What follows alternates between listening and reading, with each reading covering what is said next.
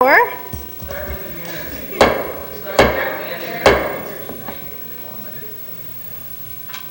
Legislature at Guam is called to order. I want to thank our colleagues for being, with us last night. And I did announce that we will proceed this morning at 9 o'clock to vote. Present or not. Senator Respicio, I know yesterday, thank you very much for the motion to take us down to the voting file, in which we are going to vote on 3 bills this morning, Bill 189, 201, and 204, and the 3 nominees. So, would the clerks please read the first bill, 189.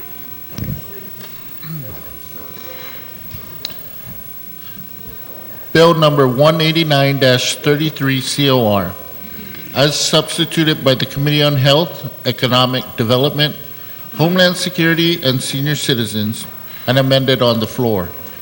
Introduced by Dennis G. Rodriguez, Jr.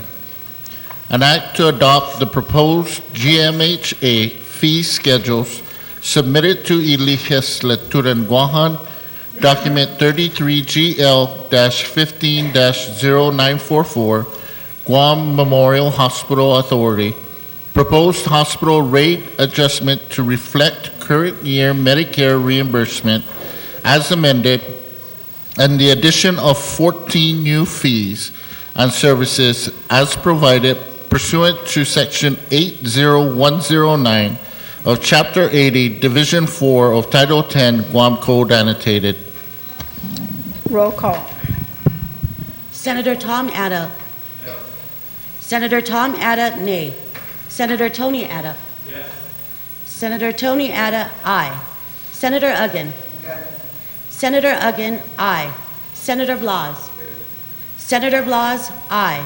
Vice Speaker Cruz. No. Vice Speaker Cruz, nay. Senator Espaldon. Yes. Senator Espaldon, aye. Senator McCready. Senator McCready, aye. Senator Morrison. Aye. Senator Morrison, aye. Senator Muñoz-Barnes. Okay. Senator Muñoz-Barnes, aye. Senator Respicio. Senator Respicio, aye. Senator Rodriguez. Yes. Senator Rodriguez, aye. Senator Sinicolas. No. Senator Sinicolas, nay. Senator Torres. Senator Torres, absent. Senator Underwood. No.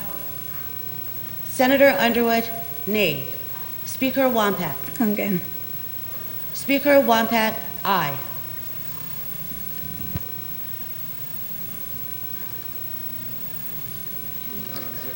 Senator Respicio, can an excuse? For who? No.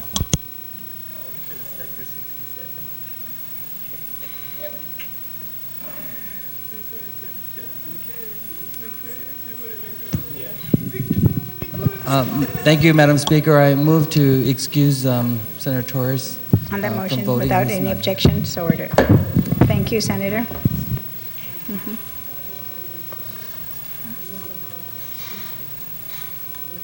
Excuse.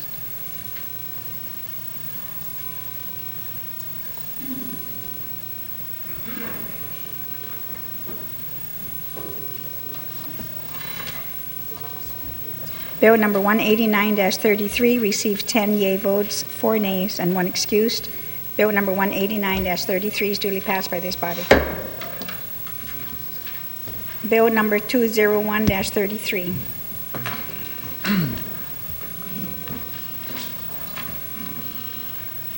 Bill number 201-33 COR, introduced by Brant T. McCready. An act to amend Section 1 of Public Law 32-208 relative to excluding senators of the Legislature en Guam from the Competitive Wage Act of 2014 and to add a new Section 1106.1 to Chapter 1, Title 2, Guam Code Annotated, relative to reducing the compensation of Senators of the Legislature in Guam. Roll call. Senator Tom Atta. No. Senator Tom Atta, nay. Senator Tony Atta. No. Senator Tony Atta, nay. Senator Uggan. Yes. Senator Uggan, aye. Senator Blas. Senator Blas, nay. Vice Speaker Cruz.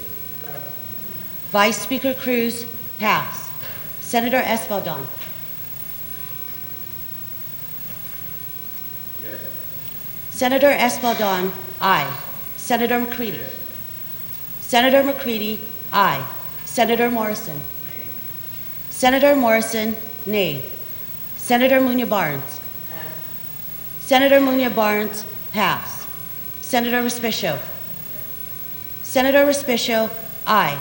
Senator Rodriguez. No. Senator Rodriguez, nay. Senator Snickles. Senator Snickles, pass. Senator Torres. Pass. Senator Torres, pass. Senator Underwood. No. Senator Underwood, nay. Speaker Wampat. No. Speaker Wampat, nay.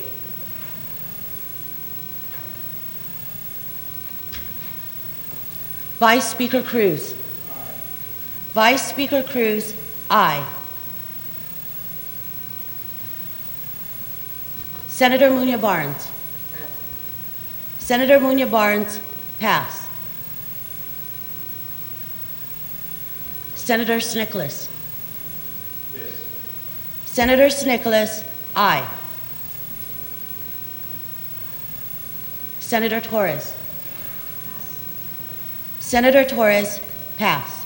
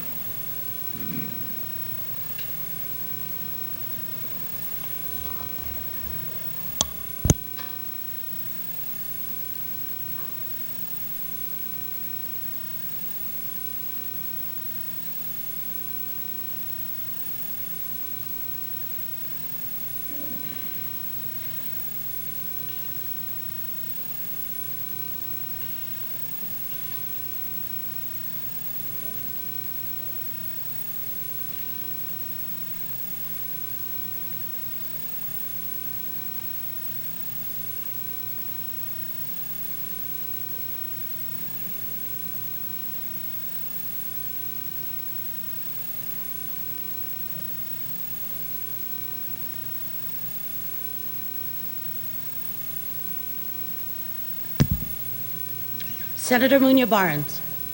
Senator Muñoz-Barnes, nay. Senator Torres.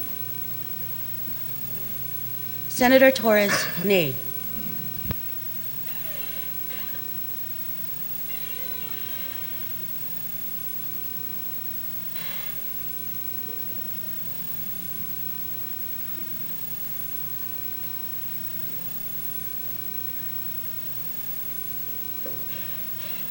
Bill number 201-33 received 6 aye votes, 9 nay votes. Bill number 201 failed to pass. Bill number 204.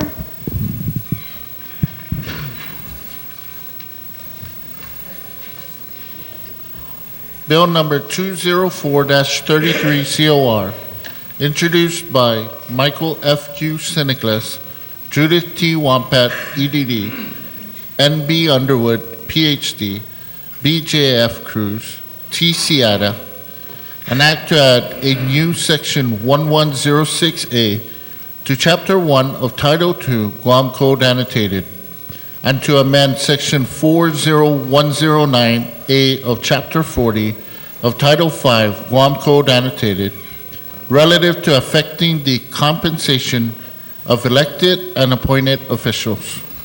Roll call. Senator Tom Atta. Senator Tom Atta, aye. Senator Tony Atta. Senator Tony Atta, nay. Senator Uggan. Senator Uggan, aye. Senator Blas. Senator Blas, nay. Vice Speaker Cruz. Vice Speaker Cruz, aye. Senator Espaldon. Senator Espaldon, nay. Senator McCready. Senator McCready, nay. Senator Morrison. Senator Morrison, nay. Senator Munya Barnes. Senator Munya Barnes, pass. Senator Respicio. Senator Respicio, nay. Senator Rodriguez. Senator Rodriguez, nay. Senator Snickles. Senator Snickles, aye. Senator Torres. Senator Torres, aye. Senator Underwood. Senator Underwood, aye. Speaker Wampat. Again. Speaker Wampat, aye.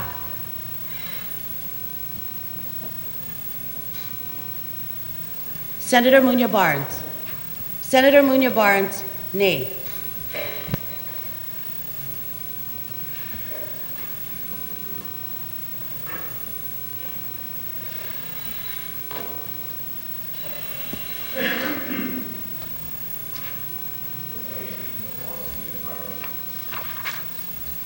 Bill number 204 received 7 aye votes and 8 nay votes. Bill number 204 failed to pass.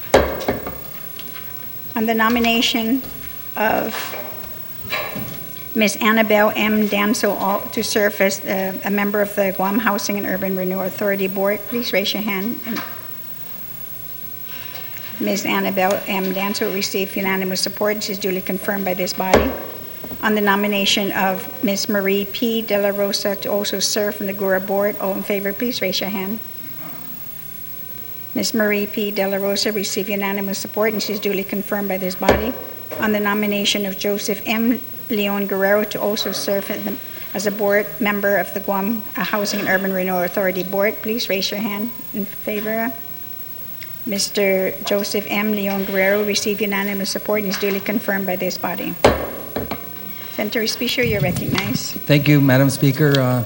Notwithstanding the House rules, I move that we revert to the second reading file. On that motion, without any objection, so ordered.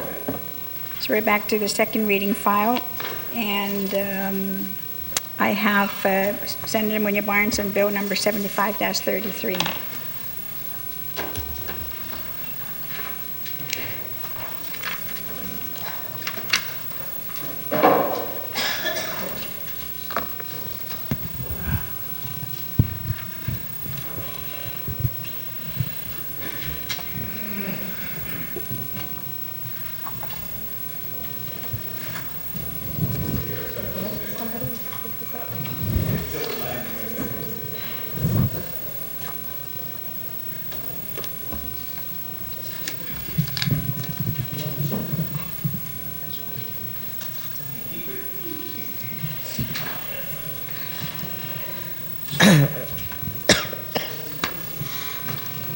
Good morning, Manana Sijos, Madam Speaker, if I may. If I could move Bill 75-33 COR. As amended. As amended by the author on the floor, and if I can briefly speak about it. You may proceed, Senator. Madam Speaker, Bill number 75-33 COR is an act to add a new section 7120.4 to Chapter 7, Title 16, Guam Code Annotated, relative to firefighters' license plates. Madam Speaker, the purpose of this is real simple. It's to provide firefighters' license plates recognizing our firefighters who reside here on Guam. This was at the request of the firefighters, as they continue to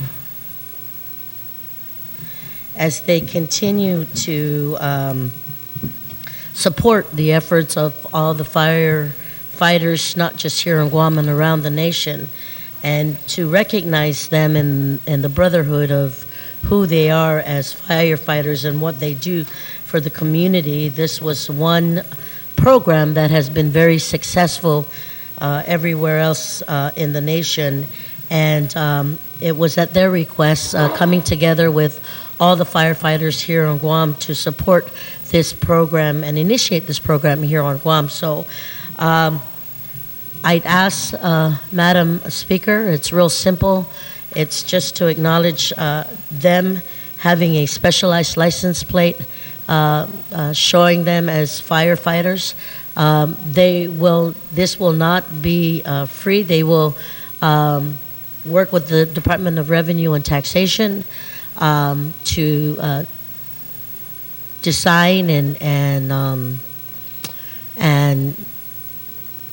the fees for this will not be waived.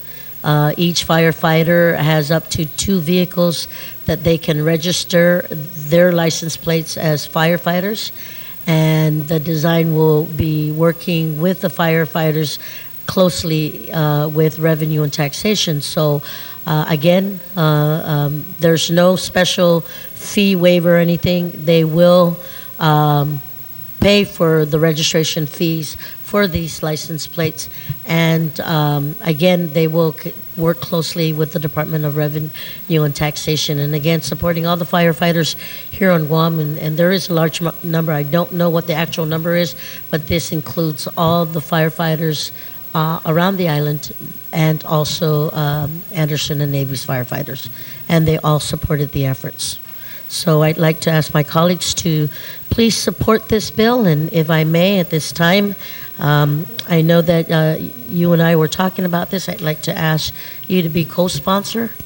I hope my colleagues don't object. They can overrule you, I suppose.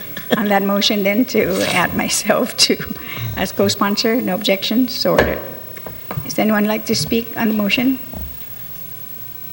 Senator Espaldon, you're recognized. Thank you, Madam Speaker. Madam Speaker, I have just a question, if the author would yield, and not that I'm objecting, I just need to ask a question. If a firefighter resigns from government of Guam or is terminated for just cause, will the firefighter have to return the license plate? Again, this is because the intent of this bill is to give recognition to firefighters who are either employed right now or have retired honorably from the system. But if one resigns for some unknown reason or is terminated, then should he have the privilege to have that license plate? Senator, do you yield? Yes, I will, Madam Speaker, and I want to share with you that that portion was not discussed, but I will accept amendment on the floor if the good senator would like to do so. Usually it is the representation that if this individual, this employee of the firefighting community resigns or is terminated, then usually at the time of the expiration of that, then of course they would not be renewed, or the fire agency, the fire department will be able to could give if there's an MOU to that effect. So that has not been addressed, but I'll entertain an amendment right now if he so chooses. Senator, do you want a moment? If I may, I'd like to discuss with legal counsel, because of the fact, Madam Speaker, that the good author did say that, well, she said a couple of things, so I just want to make sure we get this straight. Okay. We'll take a brief recess. Thank you, Madam Speaker.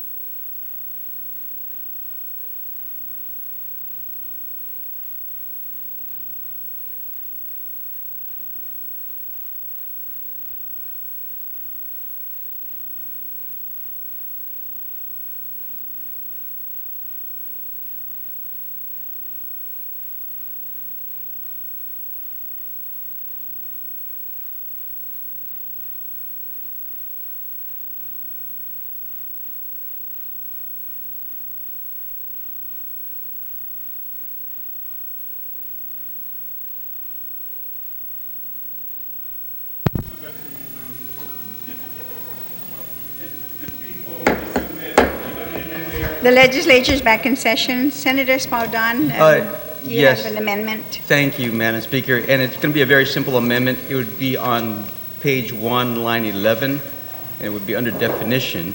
And probably the simple wording would be firefighter, excuse me, it means any person who's employed. Any person who has any retired. Any firefighter who has been terminated shall not be considered a firefighter, or shall not be Eligible for the firefighter's Okay. license plate. So one more time so we can write it down. Any firefighter who has been terminated from service shall not be eligible. shall not be eligible.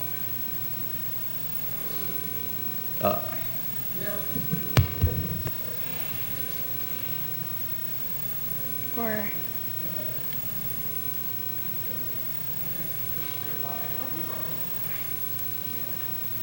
so any firefighter Who has been terminated from service. who has been terminated shall not be eligible? Right. Okay. Yes. I mean, legal counsel, I'm sure would. Legal counsel, if she could just clean it up. Clean it up, okay. So Yes, on ma'am. the amendment, no objections? So ordered. Thank you, Madam Speaker. Thank you, Senator. Is there anyone who would like to speak on the main motion? There being none, on the motion then to send 75-33 to the third reading file without any objections, so ordered. Thank you, Senators. Senator Frank Uggan and Bill number 106-33. Good morning, Madam Speaker, and to our fellow colleagues. Madam Speaker, I'd like to request that the body that we pass on file Bill number 106-33 LS. I'm still awaiting some additional information that would help or assist in the deliberation of this particular measure, please. Okay, thank you, Senator. And then, Senator, you still have the floor for Bill number 124-33. Thank you very much, Madam Speaker. Madam Speaker, this is Bill number 124-33 COR. I'd like to move for its placement in the third reading file for consideration by the body. As substituted, right? Yes. Okay, you may proceed. No, Senator. as introduced. It wasn't substituted, ma'am. Huh? Oh, because on here it says as, okay, I'm There's sorry. no substituted You're right. version. Okay, I'm sorry. Yes, you may proceed, Senator. Thank you very much, Madam Speaker. Just so that everyone understands in terms of the title, I think encompasses the content of this particular proposal, and it's authorizing the expenditure of funds from the Judicial Client Services Fund to support language assistance services at the Judiciary Guam. Madam Speaker, this is a measure that was requested or has been requested by the Judiciary to allow for the use of this funding source for language interpreters, and the appropriate term is language assistance services. So that's more or less what it does. It's already a pre-established funding account, and it would just expand the allocation of the use of these particular funds specifically to pay for court interpreters as they're much needed, especially in light of the increased activity over the judiciary. So, Madam Speaker, very briefly, I just would like to request the consideration of the members of the body and support this particular measure. Thank you very much. You're welcome, Senator. On the motion, does anyone like to speak on 124-33? Senator Frank Blas and then Senator Espaldon. Thank you, Madam Speaker. Madam Speaker, and maybe this would be a question to you, to the author, but first I'll go ahead and state it. And I recognize, the value that this bill will bring to those individuals who have availed themselves to the program. Question, however, that I have is, along those same lines, there are those individuals that pay for their education by themselves, on their own. I know of an instance several years ago where within the unit that I was supervising in the police department, I had an individual. Pardon? It's on. I just decided to speak a little bit lower today. Oh, we're interpreters. Wrong bill. See? I didn't even rule you out of order. I'm sorry. We're friends, I told you. We are. I thank the good senator from PT. or But from Tumon. but you still have an And I opportunity. appreciate that he gave, now I know why he went through my blue folder, okay? So that he can change up the order of my bills.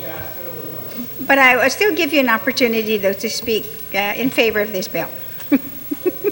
Madam Speaker, for the sake of, keeping consistent with what the discussion is on the floor, I will withdraw, sit back down, and I thank the good senator from PD Okay. from changing out the order of my, All right. Okay. then. Okay. Senator Espadon, you're recognized. Madam Speaker, I thank you for the opportunity. I believe I'm on the right bill. And Okay, 124. 124-33 COR. Actually, I just want a very brief statement of support, of wholehearted support for this amendment. Bottom line is that this allows the court to really seek out language assistance services for interpretation, and because we are a multicultural society, it's very important in the judicial process that everybody is fully apprised of what is going on through the process, and the interpreters that are necessary for the court will definitely help make that happen. So I thank the author for introducing it, and I stand in full support of this measure. Thank you, Madam Speaker. You're welcome, Senator. On the main motion, is anybody else? Senator, if you reconsider? Oh, you're good, you're good. Oh, okay. Okay. Is there anybody else who would like to speak on 124? Senator Barnes, on 124, and the language assistance services. No, you're okay. Good. So, Senator Agunden to close. Thank you very much, colleagues, for the brief discussion, or at least deliberation on this particular measure. And it is, just to clarify, the authorization of the expenditure of funds from the Judicial Client Services Fund to support language assistance services at the Judiciary Guam. Madam Speaker, I'd like to move for you to be placed as the second co-sponsor of this particular measure, and also the good Vice Speaker to be the third co-sponsor, and then proceed to the third reading, please. Thank you very much. On the motion, without any objection, so ordered. And on the motion to place 124-33 to the third reading file, so ordered.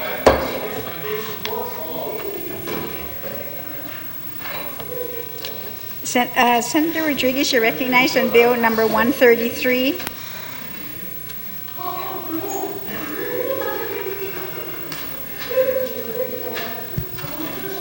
Hafaday, good morning, Madam Speaker, fellow colleagues. Good morning. Madam Speaker, I move to place Bill 133-33 as substituted by the Committee on Appropriations and Adjudication on a third reading, and be allowed to briefly discuss it. You may proceed, Senator. Thank you, Madam Speaker. Madam Speaker, this bill is relative to authorizing Guam Commission Notary Public to perform notarial acts in a foreign country for documents to be used on Guam. What this is, Madam Speaker, is that we are expanding the jurisdictions of existing or future duly commissioned notary publics to be able to notarize documents that will be recorded on Guam. And this substitute version further limits the types of documents that could be notarized to specifically real estate transactions. And Madam Speaker, if I may, just to give you a little bit of background, this really came came as a request from the Guam Realtors Association. As we know now, as we look to bring in more investors to our community, to our island, they are seeing an increase in foreign investors that would like to be able to invest on Guam, to purchase property, purchase condominiums, and just be able to invest their money here. And what they're seeing as a problem is that some of the documents that need to be finalized are documents, the real estate transaction documents that need to be notarized. And one of the impediments is that these individuals, these investors who are in a foreign country, need to go to a U.S. embassy to be able to get their documents notarized. And a lot of times it's not simply an easy trip to a U.S. embassy. It's sometimes in another city where it makes it difficult for them. And so in order for us to promote economic development and be able to facilitate these investments. We've looked at the statute of notary publics and came to the conclusion that perhaps if our real estate agents, our brokers, who are mostly duly commissioned notary publics, are allowed to then travel to these countries where their investors are at and have them be able to notarize these documents, then it will be much easier, and then we will definitely see economic development progress further. So, Madam Speaker, I just want to assure you and our colleagues in the community is that the terms and the provisions in law that are set in statute that would make an individual eligible to be a notary public remains. And so all we're doing here is just expanding the jurisdiction. The sections 33202 of Title 5 Guam Code Annotated, which is not here part of the bill, but which is part of the statute, indicates that a notary public may notarize documents within the territory of Guam. And so what we're doing here with 33202, starting line 10 of page 1, is extend that jurisdiction to a foreign country. And this substitute version now as well, Madam Speaker, is different from the as introduced version, as this one here now simply, as I indicated earlier, limits these documents to real estate transactions that could be notarized in a foreign country. And another condition is that these documents must be recorded on Guam. And so once it's recorded in Guam, then there's a way to ensure its tracking and ensure a way to be able to pursue any legal actions for any misuse of a notary. And so I ask my colleagues to please support this measure. This is an economic development initiative, and this is giving our tools to our real estate brokers and agents to be able to bring in investments to our community. And Madam Speaker, I'd like to also add Senator Tina Rose Munoz-Barnes and also Speaker Juan Pat as co-sponsors of this legislation. On that motion then, no objection, so ordered. Is there anybody who would like to speak on the main motion? Senator Spaudon, you recognize. Thank you, Madam Speaker. Excuse me. Actually, if the author would just yield, I have no problem with this because really it limits it to just real estate transactions for licensed notary publics on Guam to be able to notarize in a foreign country. However, I guess the question I have is that prior to this bill, or at least existing law right now, the language reads, as authorized by the Attorney General of Guam, a Guam commissioned notary public residing on Guam shall be authorized to perform notarial acts on an occasional basis in foreign countries. And then he strikes on an occasional basis. So it seems that the intent of the law at the time, the existing law at the time it was probably introduced, is that it's not limited to just real estate transactions, but is only allowed on an occasional basis. And again, that would be at the support of the Attorney General. And I'm just wondering if there has been, and if I could ask the author of this, if there has been any feedback on eliminating any other notarized action, notarial actions other than real estate documents, because existing law does allow on occasion, and it doesn't limit it to just real estate transactions. Senator, I know he's asking of you, but I think the Vice Speaker might also be able. Oh, okay. The Vice Speaker, yes, we want to answer. Actually, Section 2 is a new code section. Oh, okay. Oh, I'm sorry. Yes, it is. And the only thing that the committee did was to show that we recommended to strike out on an occasional basis to continue to keep the Attorney General as the authorizing a person to grant the authority to notary publics. This is a brand new section. Okay. Okay, and I appreciate that. I misread it, or I didn't read it correctly, but I appreciate that explanation. Thank you, Madam Speaker. You're welcome. Senator Blanche, you're recognized on the motion. The main motion.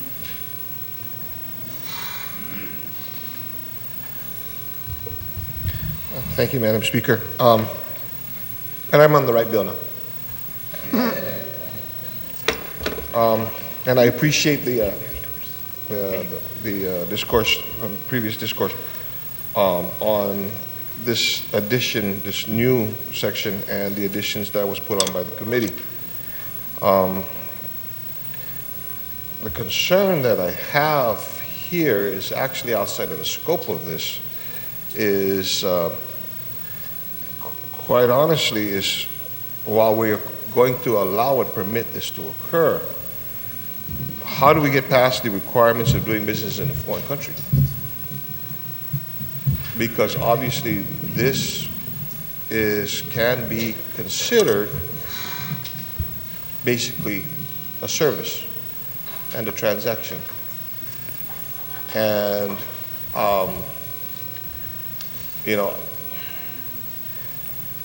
while I see the intent of the bill, and quite honestly, if it can pass muster, first concern that I have here is, again, how do we get past the business requirements that may exist in the foreign country?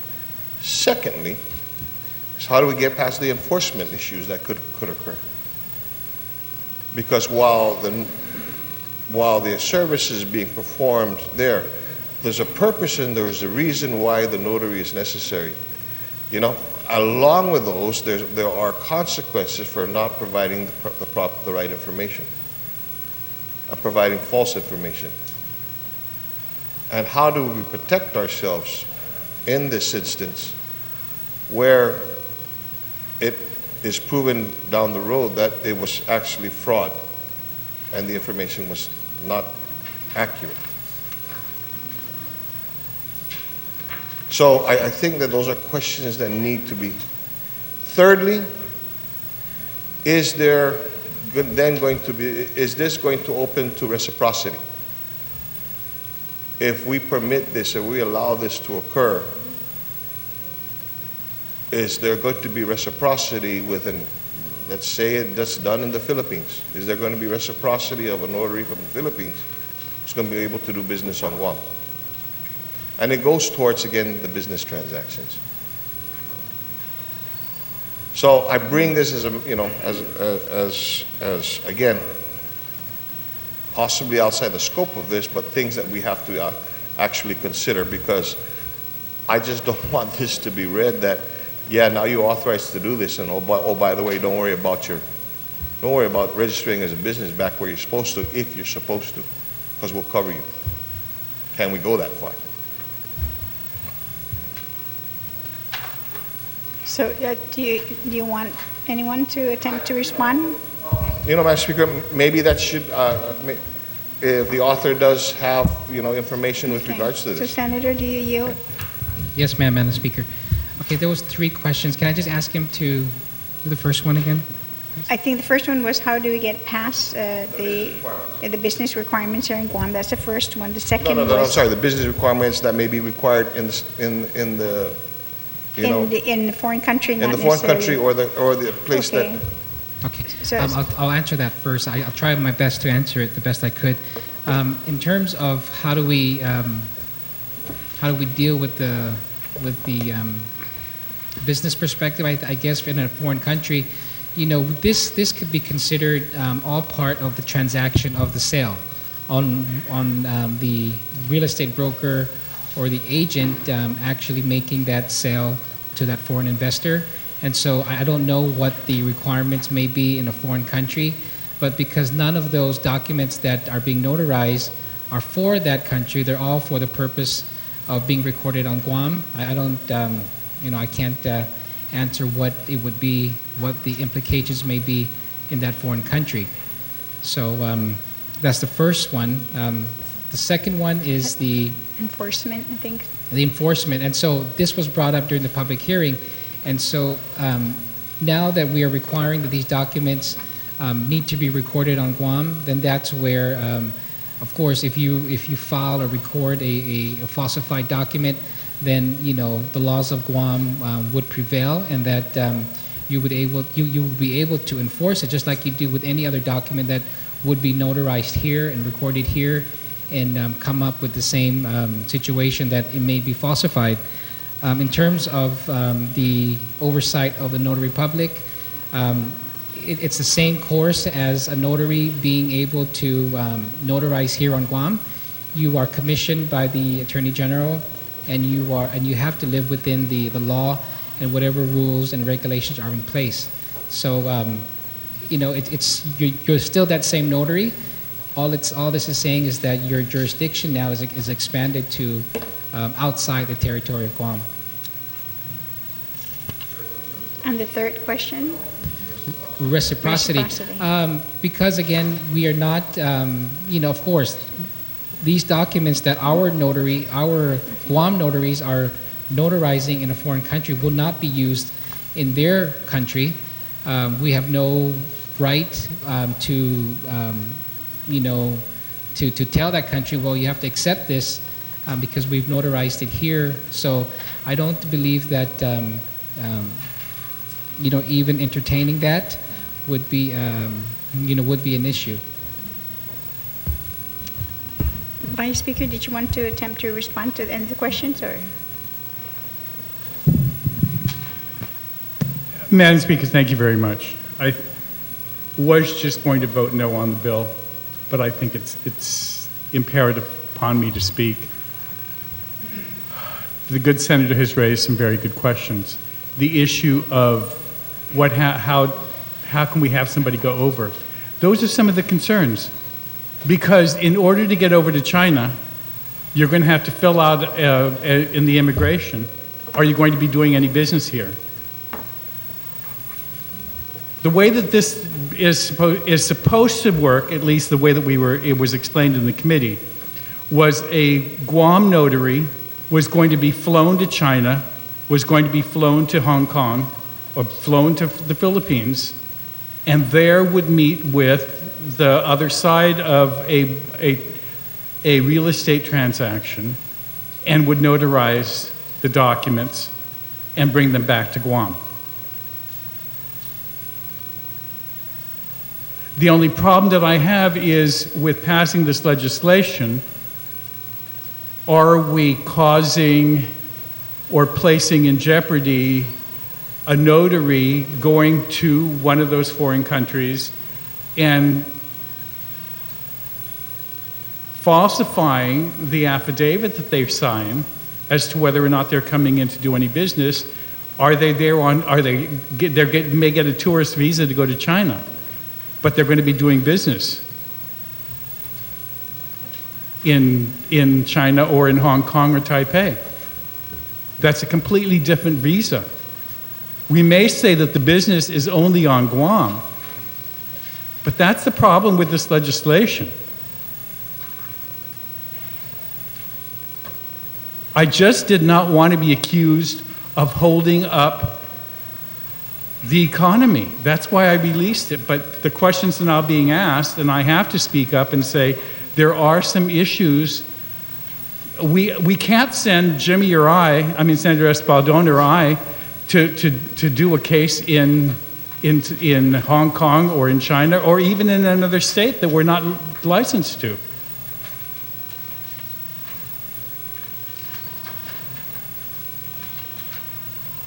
Attorneys may fly in and out of states and maybe might do a deposition and do some other things as long as they don't get caught. But if they're doing business practicing in states that they're not licensed, they could get charged for practicing without a license. Any more than a teacher could be sent from here to go teach in some other state. The license is only good here, and the certification is only good here. And I really have questions as to whether or not we can legislate and say, we can send these people and they're traveling, I don't know under what status, whether or not it's a tourist visa or a business visa. Then they have to explain what the business is. I mean, many of us go through and we say, we're going, are you there on tourists or are you here for business? And you're there for a conference, and they ask you what business, and you have to explain what conference you're going to, and that you're not going to be doing any business, you're not carrying anything with you that you're going to sell. So I really do think that there are some problems, but it's for the body to determine. I released it with, and the Attorney General has some questions, and legal counsel brought it to me that that this isn't exactly what the Attorney General wanted, but at least we were able to strike on occasion, because originally the substitute bill wanted to be to travel, to do it on almost on a business. And that was one of her concerns. But just limiting it to this business of the real estate, and it would be brought back and filed here, we can try. I don't know. I'm not willing to do it, but if others want to support this effort, it's up to them. I have very grave concerns about it. If I may add, Madam Speaker, I think we're really overcomplicating this matter. We're talking about, what are these notaries coming into a country on, what type of visa. I mean, come on, these people know what they're doing. These are professionals that, and these notary publics are commissioned by the Attorney General. They know what the laws are. They know what the rules are. And so, we may be overcomplicating the issue. All these documents are documents that would be recorded back here on Guam, where the laws of Guam will prevail, where if there's any falsification or anything that needs to be pursued, we have all those measures in place to be able to go after that, just like we do if a notary would come here and notarize a document that I'm signing. So none of these are going to be used in a foreign country. It's part of the transaction of that investment. And so, I know the Attorney General had indicated that Guam is one of the few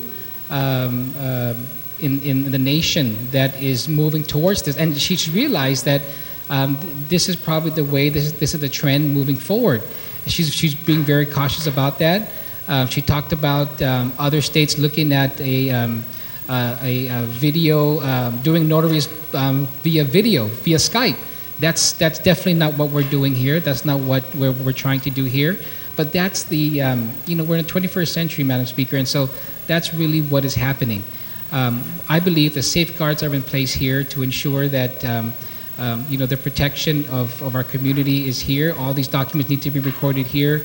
Notary publics are subject to existing laws and rules, and I think we might be overcomplicating it. Thank you, Madam Speaker. Senator Blanche, you still have the floor. Thank you, Madam Speaker, and I thank the conversation that just occurred. And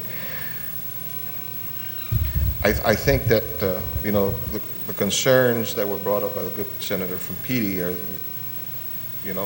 along the same lines of the concerns that I have. And it's not. I don't believe it. It's a matter of overcomplication of this.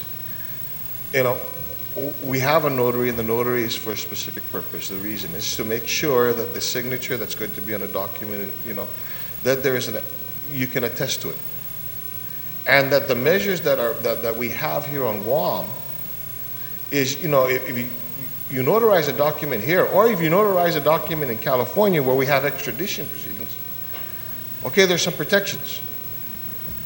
But we don't have those same protections in many other places that they could possibly go to. When you're talking about an investment of millions and millions of dollars, because we're talking about real estate, and granted, I may be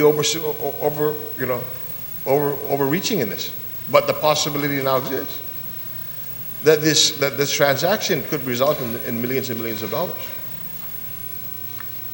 And unfortunately, because we have no means of being able to, if it is found that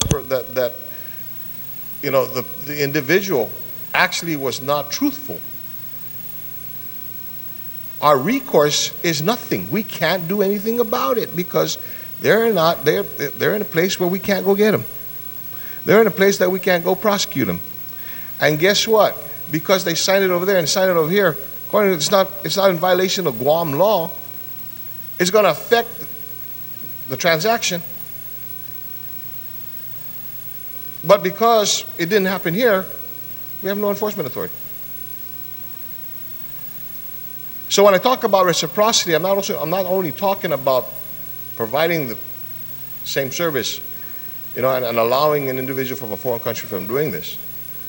But is there an opportunity, reciprocity, for enforcement of this?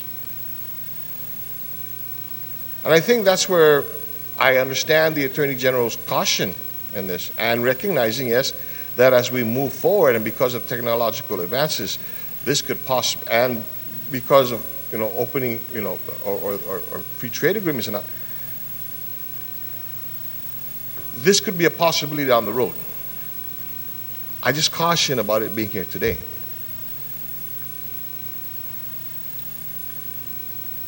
And so,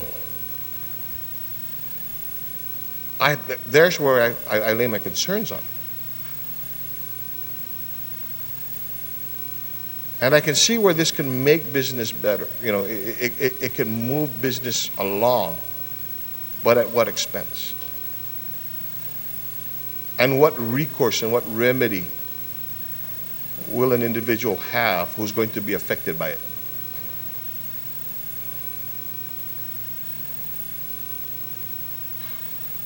So, I don't know. Maybe as a result of the discussions, continued discussions on this thing, that there may be that answer.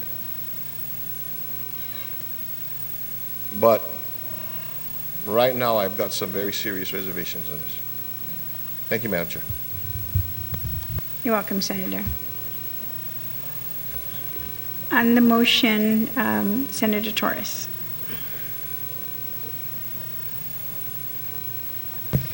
Madam Speaker, the two retiring speakers brought up a lot of the concerns that I had initially, but I just wanted to add one other thought. The one thing that I could say, notwithstanding all the concerns about the bill and the notarial act by a Guam notary, a Guam licensed notary in a foreign jurisdiction, is when we have a Guam notary going to a foreign destination and attesting to the identity of the individual that's signing a real estate document that's then going to be recorded here at the Department of Land Management. The one thing that the upside to this is we know that is truly the person that is signing the document. If they were to validate that the identification that they're providing is true and correct, which is the obligation of the notary public. So notwithstanding everything, I know that, and I'm going to use a personal experience where I've had to have a document notarized, not an official document for filing in a government office, but I once had to have a document notarized in the Philippines. And it's as simple as finding a shop with a sign that says Notary Public here and paying him the fee. I mean, it's that easy. Whether I'm Mary Torres or Mary Camacho or Mary something or other, it was easy to get a notary to sign off on a document, in my experience. So I think the upside to this is if it's to facilitate transactions that are Guam transactions and to have a Guam official ascertain whether the individual signing the document is truly that individual, I think that this does accomplish that. So, notwithstanding the other concerns, there are some concerns about, business dealings and notary publics that are licensed to do business here actually notarizing in another jurisdiction. It's a little gray area right now, and I'll leave that for maybe further discussion or affirmation from the AG's office. But for now, I think at the very least, it is one assurance in my view where the notary, who I presumably is also has the hand in the real estate transaction, can determine that the person signing the documents are in fact that person, or is in fact that person. Thank you. You're welcome, Senator. On the main motion, does anybody else would like to speak? Senator Rodriguez, would you like to close? Okay, on the motion, to send 133-33 to the third reading file, no objections, so ordered.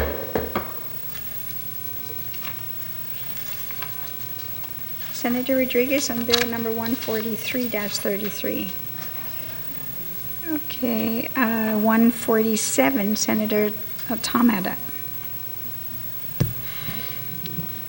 Thank you, Madam Speaker. Madam Speaker, I move to place Bill 147-33 in the third reading.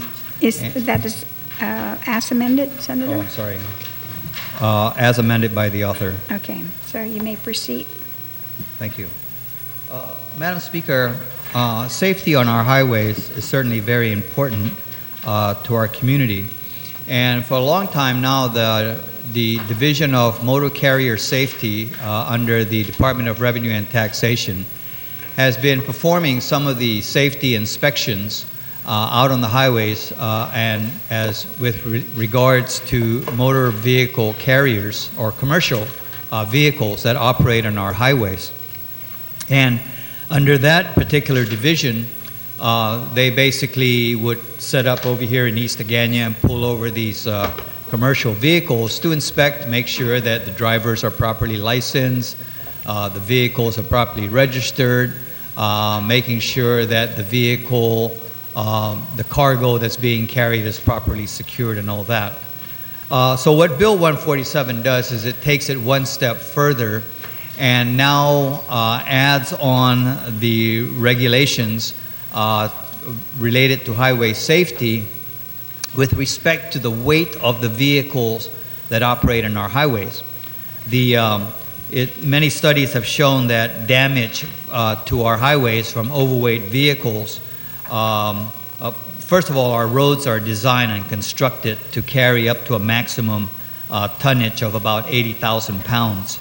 And studies show that the damage done due to a vehicle that exceeds weight limits is equivalent to the wear and tear that is caused by about 9,000 automobiles that travels over the same segment of roads. And so Bill 147 then seeks to monitor the weight of the vehicle, the weight of the cargo that's being carried by these commercial vehicles. And the way that that's going to be accomplished, basically in view of the fact, or at least at the initial stages here, the majority of the commercial vehicles that operate on our highways are actually originating from the Port Authority of Guam, the containers that come in on the ships. And so the Federal Highway Administration several years ago had actually provided funds to construct a truck enforcement screening station. It's for those of you who have been down to the port, it's located between the GPA power plant and the Port Authority. And so as the trucks are coming out from the port with carrying their containers, they would have to pass through what they call a weigh in motion scale. And that scale, actually without stopping the vehicle, will pass over this scale and will determine whether this vehicle is excess or not, as excess weight. And if the scale shows that it is, then the truck has to pull over and actually go through a static scale, which will actually weigh the vehicle more precisely. So in Bill 147, now it adds an updated penalty schedule for vehicles that are wanting or trying to get on our highways with excess weights. And the penalty schedule operates on a graduated schedule. So, the first time that you come through, then the fee, I believe the fine was $100.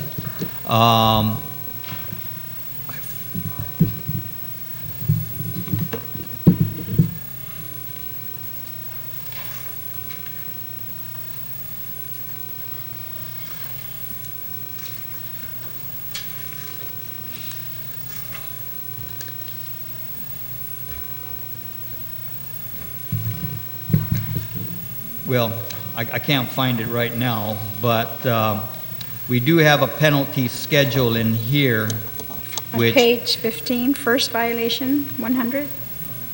Second, 2, third, 5, fourth, 1,000. yes, that's right. Starting on page 15. So for the first violation, for example, then the penalty is up to $500 and 25 cents per pound over the maximum allowable load.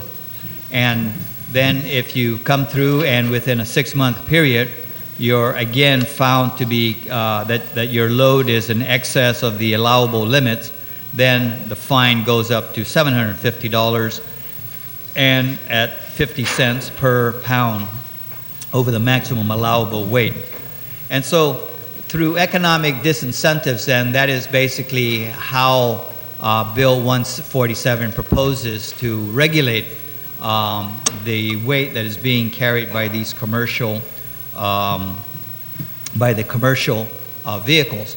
And it gets to the point where, you know, if the driver or the company continues to insist on carrying as much weight as that truck could carry, then of course it could ultimately result in the business license being revoked. Now, in addition to the citation, of course, Bill 147 will authorize DPW or the Motor Carrier Safety Division to actually prohibit that vehicle from moving any further on our highways if by doing so it poses the public to serious safety concerns. Otherwise, the bill really focuses on trying not to hamper or impede the flow of commerce between the port and to their ultimate destination or around the island.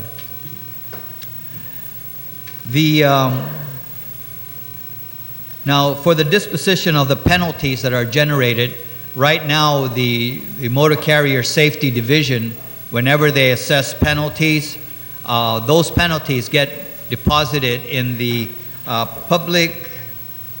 Department of Revenue and Taxation's Better Public Service Fund.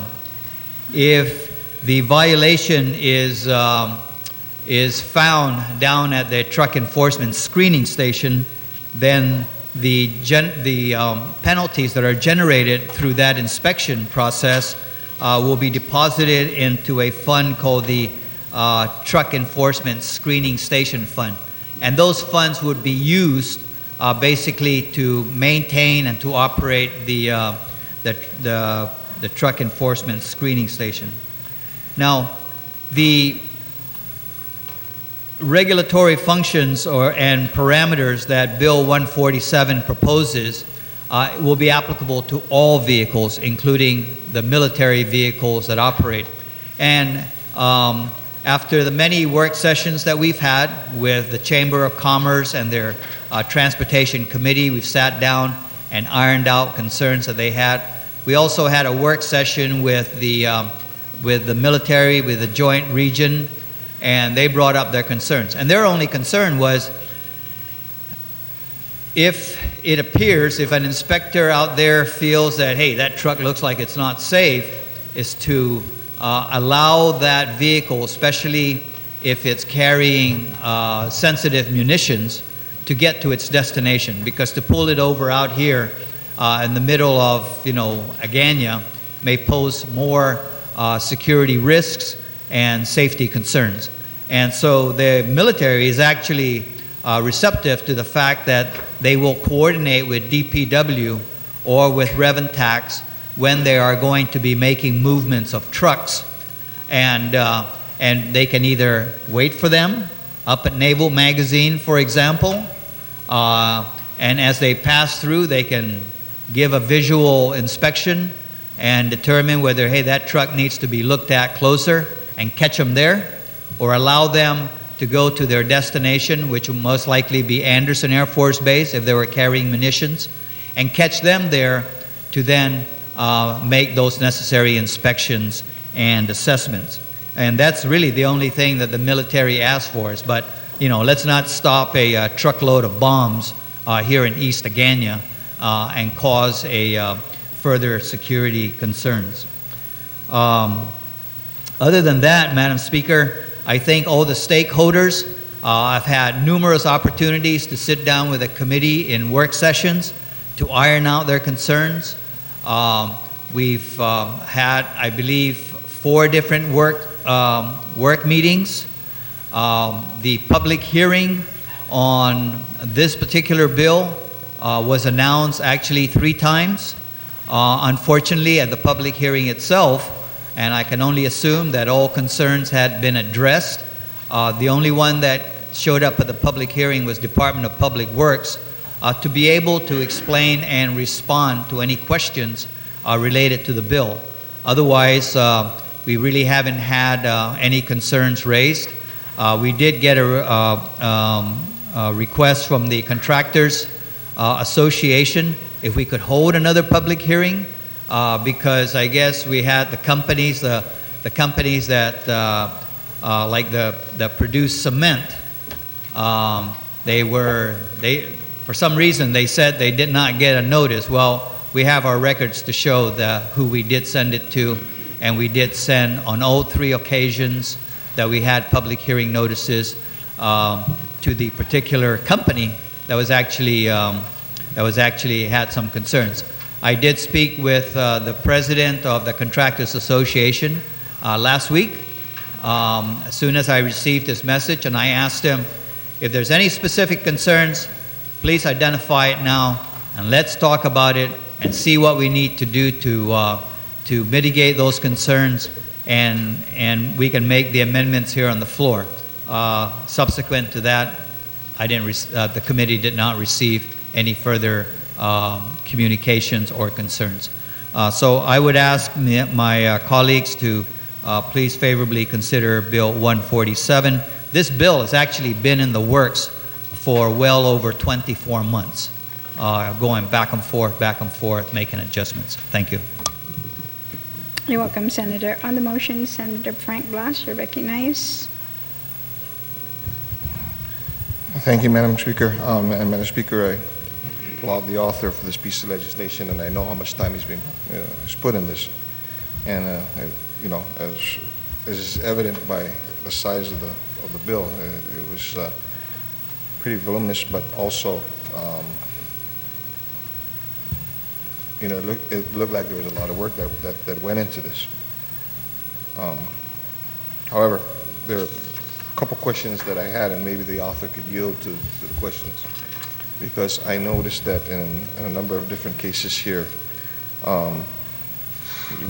we have stricken, I guess, the primary responsibility.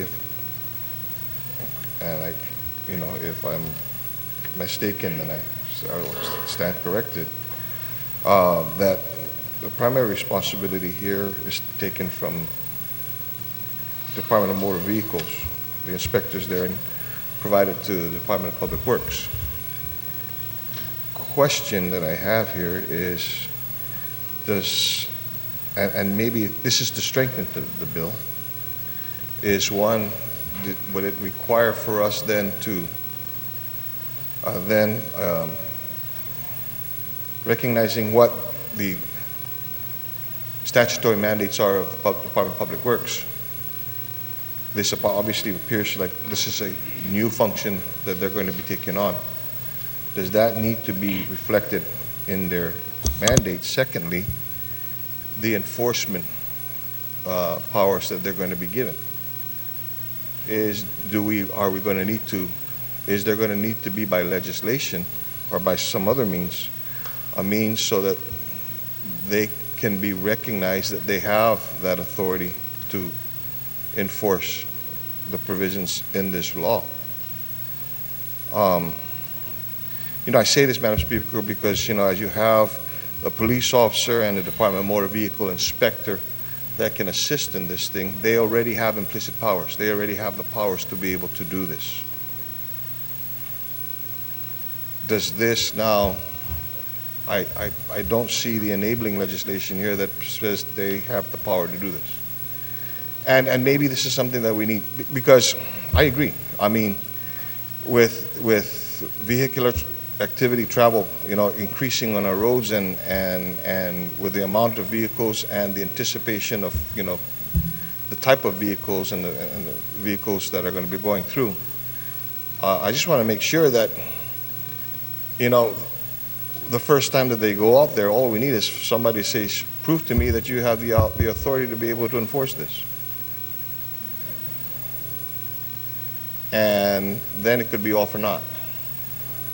So that's the concern that I have with I don't intend, and I don't say that I don't like the bill. It's just but I don't see it, and I'd like to have the assurance that there are those measures that are necessary. First off, do we need to put this as part of DPW's now additional mandate on this?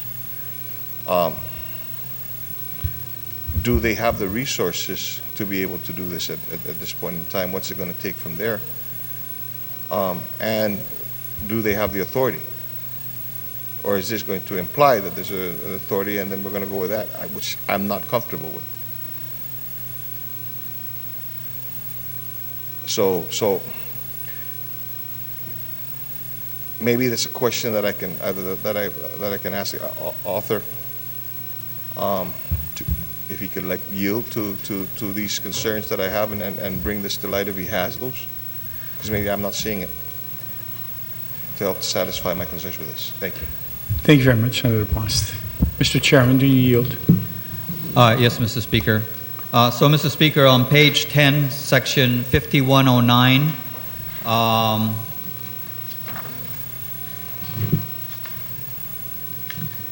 section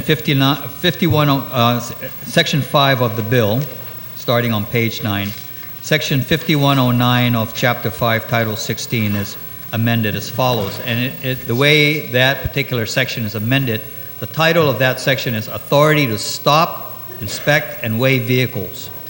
For purposes of the enforcement of this part, the Director of Revenue and Tax and the DPW Director shall have such powers of enforcement as may be necessary to implement their respective responsibilities. And so the current responsibility of the DRT Director is to regulate safety on our highways as it pertains to the operation, the safe operation of the vehicles out there. And then we have added a subparagraph which now also delineates the DPW Director's primary responsibility for enforcement of this chapter as it relates to truck gross weight and the safety and maintenance of Guam's public roads. So that, I believe, is basically where we articulate the authority that we're giving DPW to be able to carry out this function. To the other question of, does DPW have the resources to be able to go out there and operate the truck enforcement screening station down in PD? DPW has indicated that they do have it, and if they need additional funding, I think we can reasonably assume that the Federal Highway Administration would also help in that funding requirement, since that is really their funds that build that enforcement station, and it is in their interest to be able to fund it just as much as it is ours, because the millions of dollars that they invest in our roads, they certainly would like to see those investments protected. So I think to both questions, yes, the bill provides that authority, the legal authority to DPW, and whether DPW has the resources to operate the test facility, as they call it. DPW has indicated to the affirmative that yes, they do have those resources. Thank you. Thank you, Senator. Is there anybody who would like to speak on the main motion? So on the motion then to send 147 to the third reading file without any objections, so ordered. Senator San Nicolas on 163-33.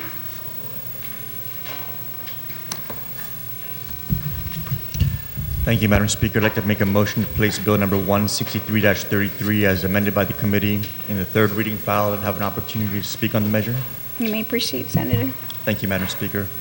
Madam Speaker, Bill number 163-33 is an attempt to contribute to the progress of the Chamorro Land Trust Commission under their Oversight Chairman, who's been doing a very excellent job of moving forward a very long backlog of leases that have not been moving as expeditiously as they should have been moving over the years. What Bill 163 does to contribute to the efforts of the Oversight Chairman is it seeks to concentrate the available cash resources of the operation into the Chamorro Land Trust so that they can have additional funding for the purposes of surveying properties and then maybe eventually putting infrastructure onto those properties. One of the things that the bill does on Section 2 is right now the leases at the Chamorro Land Trust are $1 a year for 99 years. And that creates a very cumbersome accounting process, and it really doesn't provide those cash resources in a manner that's going to be useful for the operations of the agency. So we condensed that 99 years down into 1 year. You have to pay your $99 within 1 year instead of over 99 years. And that $99 will come into the agency, and they'll be used by the agency for the purposes of surveying more properties so we can get more land out to the 8,000 people who are still waiting. The bill also has a Section 3 that waives the exemption of property taxes for surveyed property. Prior to this legislation, what would happen is if you wanted to get your Chamorro Land Trust property, you had to pay for your own survey to get that done. And then when you paid for your own survey and you got your property, you would be exempt from paying property taxes on that property for 7 years. What this bill does is it says if the government pays for your survey, you no longer get your property tax waived. And so what it is, it's a trade-off where the government is going to be concentrating the cash from those property taxes on those Chamorro Land Trust properties and from these leases into paying for those surveys so that the people who are waiting for their land can get it faster. But when they get it faster, they're going to have to pay taxes on it from year one, so those taxes can then recirculate back into the organization for them to pay for more surveys to get more land out to the people who are waiting. So Bill 163 is an attempt to provide additional cash resources to the Chamorro Land Trust Commission from their own available inventory by monetizing that inventory in the form of having their lease payments come in faster over 1 year as opposed to over 99 years, and having them receive property taxes faster by waiving the 7-year property tax exemption for those properties that are surveyed by the government. If you had your property surveyed out of your own pocket, this would not apply to you. But if the government paid for your survey, then you would no longer get your property tax exemption. You'll get your property faster, but you'll also pay taxes on it sooner so that money can go in and help other people get their property faster as well. So I'm asking my colleagues to please consider supporting this. We do have the support from the Director of Land Management with respect to this legislation. We have crafted it in close coordination with him and in coordination as well with the Oversight Chairman. So this is my small way of also trying to contribute to the good work of the Oversight Chair to try and get this backlog addressed as expeditiously as possible with the resources that are currently available to the Chamorro Land Trust Commission. Thank you, Madam Speaker. You're welcome, Senator. On the motion, Senator Espadon, you recognize. Thank you, Madam Speaker. Madam Speaker, I understand and I appreciate the intent of this bill, but if I could just ask for a brief recess so I can consult with legal counsel, and I just want to make sure that there's no violation of law in this. Okay, we're going to take a brief recess. Thank you.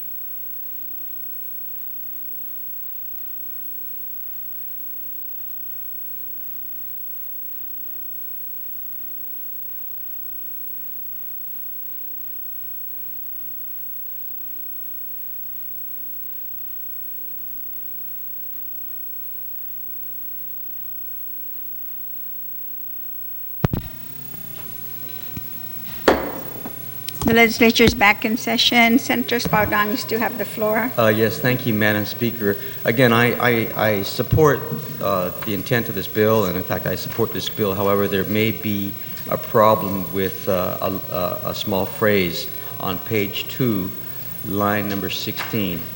And after consulting with the legal counsel, Madam Speaker, I'd like to make a motion to delete on line 16 of page 2 the words "and shall be effective for all existing leases." And the reason for that for that deletion would be that it might be in violation of the Contracts Clause of the Constitution. So just to be safe, I'd like to place a period after the word lease on line 16 and then delete the rest of that line, which reads "and shall be effective for all existing leases." And then, so it's on page 2, then line 16, actually it's after the word lease, period, and delete "and shall be effective for all existing leases." Yes, ma'am. Great. Okay, on the amendment, no objections? So ordered. Thank you. Thank you, Madam Speaker. You're welcome. Does anybody else like to speak in the main motion? Senator, then, Sir Nicholas, okay, on bill number 163, to send to the third reading file without any objections. So ordered. Thank you, Senator.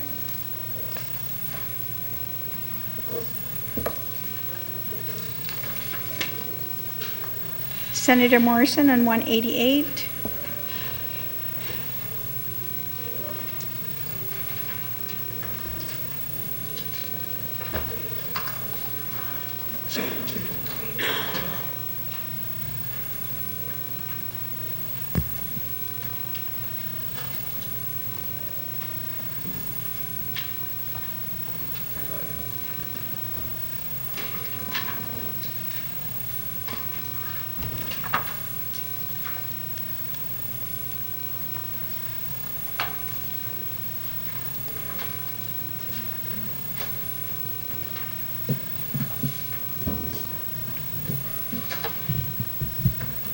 Thank you, Madam Speaker. I move to place Bill number 188 as amended. Madam Speaker, I'd like to speak on the measure. You may proceed, Senator. First off, Madam Speaker, I'd like to thank the Oversight Chair and the committee members and their comments and recommendations during the public hearing. This measure was introduced in an effort to protect consumers from unlicensed contractors. With this, please allow me to state that Bill number 188, if enacted, would not affect small-scale projects, a concern brought up at the public hearing. The CLB's Enabling Act currently allows small projects with a value of less than $2,500 to be exempted from the requirements of law. Bill number 188, as amended, will not affect consumers who wish to fix doors, replace a window, or make other small home improvements. Madam Speaker, this legislation deals with unlicensed contractors. During the public hearing, I shared that within the past 5 years, the Contractors Licensing Board investigated complaints involving unlicensed contractors. In 2011, there were 13 cases involving unlicensed contractors, 42 employees, and a combined project value of $718,800. In 2012, there were 6 cases, 26 employees, and a combined project value of $447,200. In 2013, there were 9 cases, 34 employees, and a combined project value of $453,300. In 2014, there were 7 cases, 36 employees, and a combined project value of $275,500. In 2015, there were 5 cases, 18 employees, and a combined project value of $131,900. Between 2006 and 2010, an unlicensed contractor convinced a number of employees or Guam families, including our Manomco, into paying him more than $140,000 for work that was never performed or was incomplete. The individual avoided facing victims in the court by calling in bomb threats whenever he was scheduled for a court hearing. In 2014, this particular unlicensed contractor was sent to prison after being convicted of bomb threat charges. Madam Speaker, Bill number 188, if enacted, will require contractors, the licensing board, to publish in print and electronically a contractor's list in the newspaper of a general circulation. Moreover, the COB will be required to make the list available on its website and to update the list on a monthly basis as new contractors are added to the list and as contractors are removed. With respect to the penalties proposed in Section 2 of the bill, the proposed affects unlicensed contractors in that COB would not have the option of choosing whether to cite violators a flat penalty of $200 or up to 50% of a project's value. The proposal will authorize the COB to assess unlicensed contractors 50% of a project's value, of which half would be used to provide some level of relief to affected consumers. Madam Speaker, Bill number 188 is a serious effort to protect our families by ensuring that our homes and our structures are built right and that people's hard-earned money are protected. This measure will help to send a strong message to unlicensed contractors to play by the rules, as is done by a great number of our Guam contractors. I'm also confident that this measure will encourage these individuals and businesses to work with the COB to fulfilling the requirements of the Guam Contractors License Law. It will be to the benefit of their companies and the people of Guam. So Madam Speaker, I believe I addressed a lot of the concerns that were brought up at the public hearing. And one of those concerns that I know of firsthand are these small contractors that do projects not exceeding less $2,500. There is a mechanism in place with the law that allows that. That was one of the concerns. At one point, there was a handyman license that you had to be registered with revenue tax, but that was also discontinued due in part to abuse, and the threshold amount was up to $1,000, and it allowed folks to do a level of work around their homes or some sideline projects to make some income. So, Madam Speaker, we have to have some type of level of zero tolerance. The late Steve Newman, who was also was our Attorney General or our legal representative at the COB at the time, was also recommending this a while back, that we actually like to try to figure out how we can capture 100% of those revenues that are from these unlicensed contractors. But at that time, the COB was trying to be practical in a sense that we know, first off, we're just trying to capture some level of revenue that this unlicensed contractor was able to defraud from these families. So I believe, Madam Speaker, the 50% sends a strong message that right off the top of whatever the amount of the contract, make it very clear that the investigators will cite. Of course, they will have its due process, go before the board, and once they substantiate that with the evidence that this unlicensed contractor basically is unlicensed, therefore we're able to assess the penalty of 50%.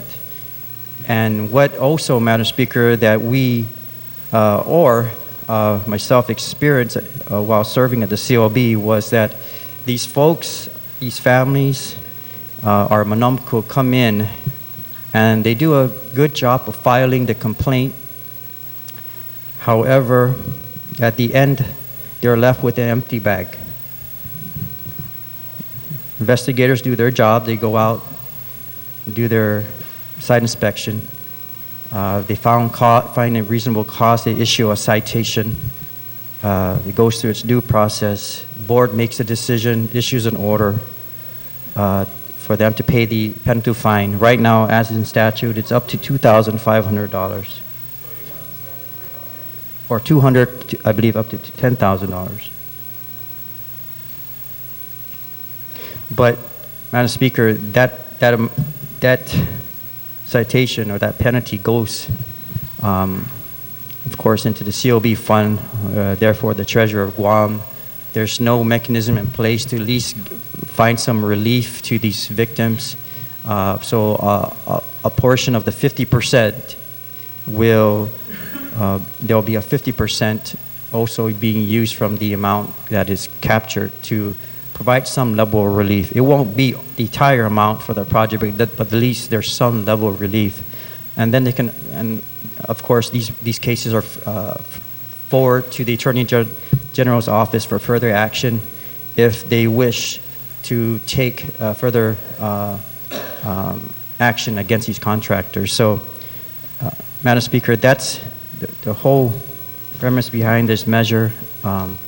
As you can see, the amounts are very high in the past 5 years. This is just the recorded amount. So this can tell you that there is a clear trend out there of unlicensed activity in the construction industry.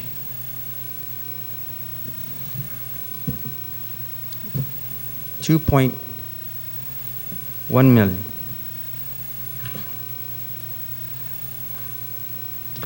Over that time span. That's just recorded. And that's with 2 investigators on hand. They're now picking up 3 investigators. This amount could rise if you can get more inspections out there. So, Madam Speaker, there's a lot of underground activity out there, and we hope that we can send a message out there that we are not going to tolerate these unlicensed contractors, and also showcase to our contractors that are licensed and playing by the rules that this body is addressing this matter. Thank you, Madam Speaker. You're welcome, Senator. On the motion, Senator Respicio, you're recognized. Thank you very much, Madam Speaker. Madam Speaker, I rise to support Bill 188, and I certainly also rise to commend the sponsor for finding this very significant way of leveling the playing field. I think that if we start to provide these kinds of transparency to let the community know who are legitimate contractors and to set up these parameters by which there shall be penalties for those who are doing work that should be licensed and they're not. I also rise to underscore a current situation that's happening in our community with respect to those contractors who are licensed to perform these kinds of contractual work on base. And they're doing these kinds of, for example, installation of air conditioners or other type activities that we know that there are many, many members of our community who have provided this very important and valuable service to our country and to the military, and so they have these base privileges. So, for example, they would purchase some electronic appliance on base, and then they would have a contractor that's licensed to go on base or do business with the military to then find themselves having these air conditioners installed off base when they're not licensed to perform those services off base. And so when we look at the kind of parity that this island needs, and to be consistent with what President Obama said, where we have one Guam, that's one example where these contractors who are licensed by the government of Guam are able to do installations inside the base, but yet you have contractors who have access to the military base, but yet they're not licensed off base, but yet they're doing these kinds of installations. And I know that if we provide the mechanism in Bill 188, I know that those kinds of instances will almost cease to exist. And this is a very, very important mechanism and very significant legislation. And so I rise to commend the sponsor of Bill 188, and hopefully this is the kind of parity that all of us seek with respect to creating this one kind of community that we certainly strive for. Thank you, Madam Speaker. You're welcome, Senator. On the main motion, Senator Espadon, you're recognized. Thank you, Madam Speaker. Madam Speaker, I too rise to support this measure. However, I do have a question for the author, if he would yield to the question. And the question is that on page 3, I guess at the bottom of page 2, under section C, it reads, citations for unlicensed contractors shall each contain an order to cease and desist from the violation an assessment of civil penalties of 50% of the value of the project, of which no less than 50% shall be used to compensate affected consumers. I understand that in plain English. I guess the question is, what is the mechanism? In other words, is there a fund in which the money goes into? And again, I only read this bill. I haven't read the whole law or the whole section of law. So if the author would yield, is there a fund available which the the Contractors Licensing Board has that then the money will go into? Because if I remember correctly, what the author said was that presently, I guess the money goes into the general fund. I'm sorry. Oh, the CLB fund, excuse me. So, well, Senator, do you yield to the question? You're right. Please. And yes, Madam address the Speaker, chair. I thank my colleague for the question. This is a good question. There's the Contractors License Board Fund, and that's where all penalties, fees go into, and of course it's appropriated by this legislature. So that is the mechanism, and even violations and penalties go into this fund. Senator, was he able to respond to your question? Yes, thank you.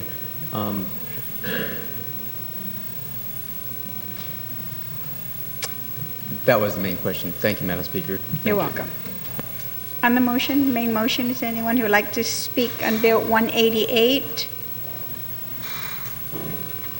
Senator, you would like to close? Thank you, Madam Speaker. I'd like to motion or make an amendment, Madam Speaker, and add Senator Espadon and Senator Respicio, Senator Ada as co-sponsors of Bill 180. Which Ada? I'm going to say.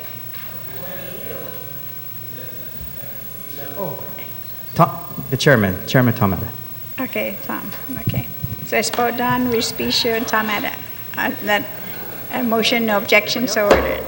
Madam Speaker, I just also want to touch upon one of my colleagues' concerns that he brought up regarding the military base, and of course there is exemptions to how federal contractors address federal contractors on military installations.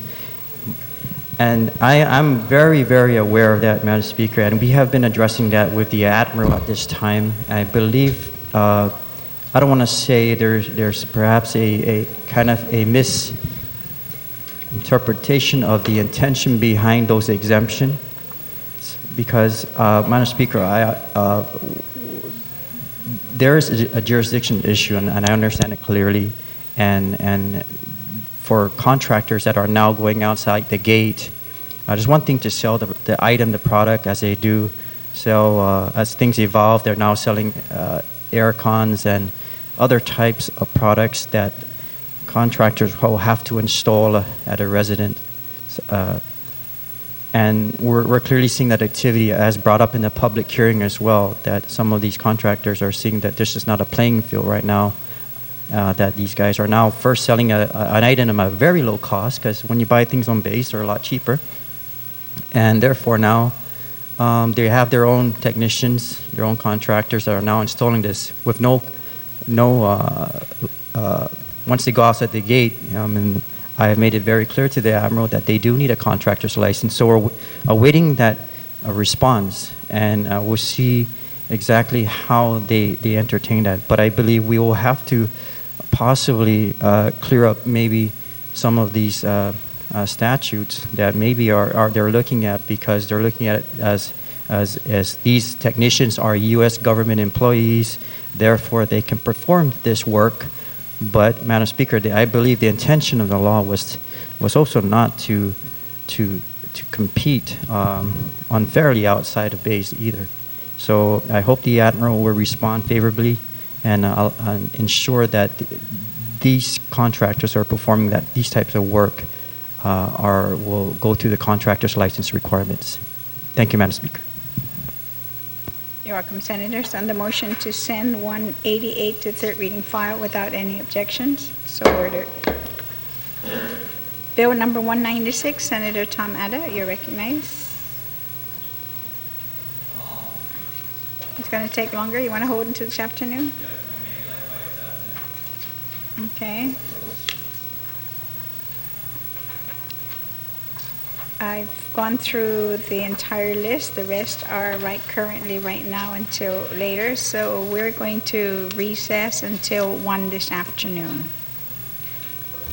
1 o'clock.